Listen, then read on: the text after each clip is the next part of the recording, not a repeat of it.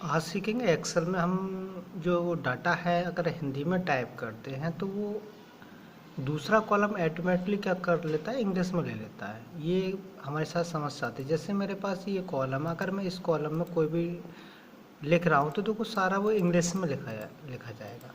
अगर मैंने क्या करना है कि इस कॉलम को हिंदी में लिखना चाहता हूँ, कुछ भी नाम, तो वो हिंदी में लिखा जाए।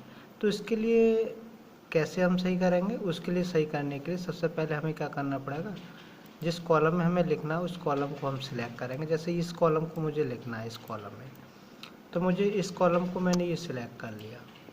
सिलेक्ट करने के बाद मैं लैंग्वेज में जाऊंगा, फ़ॉन्ट्स में,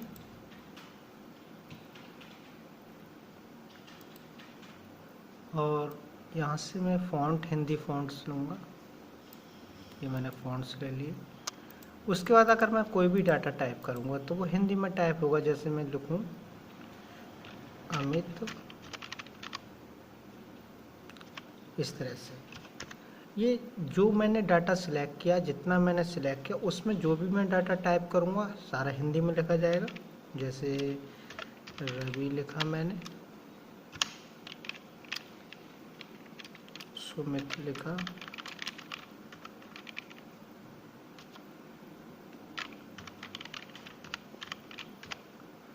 तो ये सभी डाटा क्या आ जाएगा, हिंदी में लिखा जाएगा।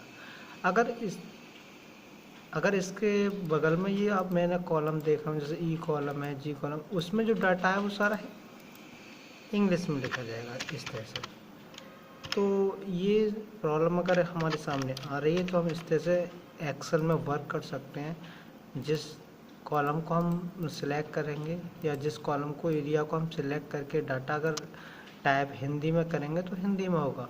वरना ये होगा क्या, जैसे मुझे हिंदी इंग्लिश दोनों चलाना है तो ये होगा इसमें कि मैंने जिस कॉलम में इंग्लिश में लिखा, अगर मुझे इसमें जाना है तो मुझे क्या करना पड़ेगा, फ़ॉन्ट को चेंज करना पड़ेगा, उसके बाद जाके क्या होगा, हिंदी में होगा। तो ये हमें बार बार करना पड़ेगा। जब हम किसी डाटा को बनाते हैं तो उसमें हमें फॉर्मेट अगर हिंदी में है तो हिंदी में, अगर बार बार हमें उस कॉलम को, देखो ये आप देख सकते हैं, देखो बार बार ये चेंज हो रहा है। तो सबसे अच्छा तरीका यही होता है कि अगर आप हिंदी में वर्क कर रहे हैं और इंग्लिश में वर्क कर रहे हैं तो जिस डाटा को आप, कॉलम को या जिस रो को आप सिलेक्ट करेंगे उसमें आप अपने डाटा को मेंशन कर लीजिए कि मुझे हिंदी में करना है या फिर इंग्लिश में करना है। तो आप वहाँ से फ़ॉन्ट को चेंज कर लीजिए, आपका डाटा हिंदी या इंग्लिश में हो जाएगा। कभी कभी दूसरी हमारे पास एक समस्या आ जाती है कि हम एक्सेल में कोई भी नंबर्स को अगर इनपुट कर रहे हैं, अगर उसकी लेंथ ज़्यादा होती है तो उसमें इस टाइप का नंबर्स बन के आ जाते हैं, जैसे ये बन के आ गए। तो ये बहुत सारी प्रॉब्लम क्रिएट होती है कि इस तरह से ये नंबर्स क्या हो जाते हैं, चेंज हो जाते हैं। तो उसके लिए सही तरीका आप जनरल कर लीजिए, या जैसे ये आपका जनरल है तो उसे नंबर आप कर लीजिए, आपका डाटा सही हो जाएगा। ये जनरल से उसे आप नंबर्स में करेंगे, नंबर्स में हो जाएगा। अगर उस पर जीरो लग भी गया है तो आप उन जीरो को हटा सकते हैं। उस जीरो को हटाने के लिए आपको कुछ नहीं करना है, एक्सेल में ये आपको ऑप्शंस होता है, वहाँ से आप जीरो पे क्लिक करके जो जीरो आपके ऐड हो गए उनको आप जीरो को रिमूव कर सकते हैं और नंबर्स को ऐड कर सकते हैं। ये हमारी समस्या जो आती है जब हम कोई आधार नंबर्स या मोबाइल नंबर्स टाइप करते हैं, उस कॉलम का विड्थ के अकॉर्डिंग अगर कभी हैच बन के आ जाते हैं तो हम उसको भी सही कर सकते हैं इसी तरह से। तो ये प्रॉब्लम होती है एक्सेल में, जब हम एक्सेल में वर्क करते हैं तो उसको प्रॉब्लम को सॉल्व कर सकते हैं इसी तरह से। बाकी समस्या अगर दूसरी प्रॉब्लम तो जैसे आप डाटा टाइप करते हैं तो आ ही जाती है।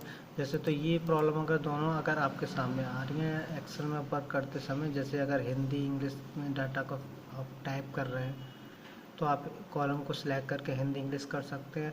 या फिर आप जैसे कभी कभी ये नंबर्स टाइप करते हैं तो ये प्रॉब्लम आ जाती है।